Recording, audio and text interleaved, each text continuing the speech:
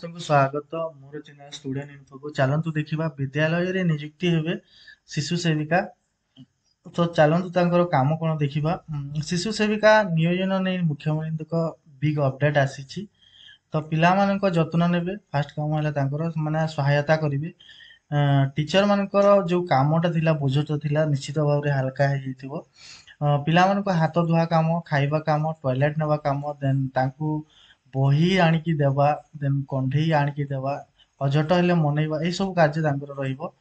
ତ ତାଙ୍କର ସାଲେରୀ କଣ ରହିବ ନା ଏଠାରେ ଲେଖା ହେଇଛି ଦେଖିପାରୁଥିବ। ପାଚିକା ମାନଙ୍କର ସମାନୁପାତରେ ରହିବ, ମାନେ ଯୋଉ ପରିମାଣର ଦରମା ପାଉଛନ୍ତି ପାଚିକା ମାନେ ଯୋଉ ରୋଷେଇ କାର୍ଯ୍ୟ କରନ୍ତି ସ୍କୁଲରେ ସେମାନଙ୍କ ଅନୁପାତରେ ସେମାନଙ୍କର ଦରମା ରହିବ। ତ ଆମେ ଦେଖିବା ତାହେଲେ ତାଙ୍କର 3,000 ଭିତରେ ରହିବ।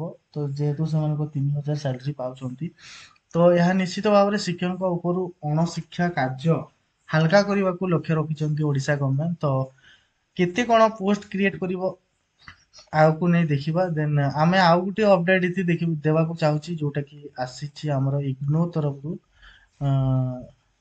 Diploma in early childhood care and education ଅଛି, ଯୋଉଟା କି ତାର ଡେଟ୍ ଏ ପର୍ଯ୍ୟନ୍ତ ମଧ୍ୟ ଅନଲାଇନ ଚାଲିଛି। ଆର୍ଲି ଚାଇଲ୍ଡ ଆଣ୍ଡ କେୟାର ଯୋଉ ଅଛି ଡିଇସି, ସେଇଟା ଗୋଟିଏ ବର୍ଷ ପାଇଁ ରହିବ। ଦେନ୍ ଏହାର କ୍ୱାଲିଫିକେସନ କଣ ଆପ୍ଲାଏ କରିବା ପାଇଁ ନା +2 10 and +2 ରହିବ। ଆଣ୍ଡ ଏହାର ଫିଜ୍ କେତେ କଣ ରହିବ ନା 3500 ଟଙ୍କା ରହିବ। ତ ନିଶ୍ଚିତ ଭାବରେ ଯୋଉମାନେ ଇଣ୍ଟରେଷ୍ଟେଡ କ୍ୟାଣ୍ଡିଡେଟ୍ ମାଇ ବି ଆପ୍ଲାଏ କରିପାରିବେ। ତ ଏ ଥିଲା ବିଗ ଅପଡେଟ ଫର ଶିଶୁ ସେବିକା। ଦେଖନ୍ତୁ ଆଗକୁ କେତେ ପୋଷ୍ଟ କଣ କ୍ରିଏଟ କରୁଛି। ଧନ୍ୟବାଦ।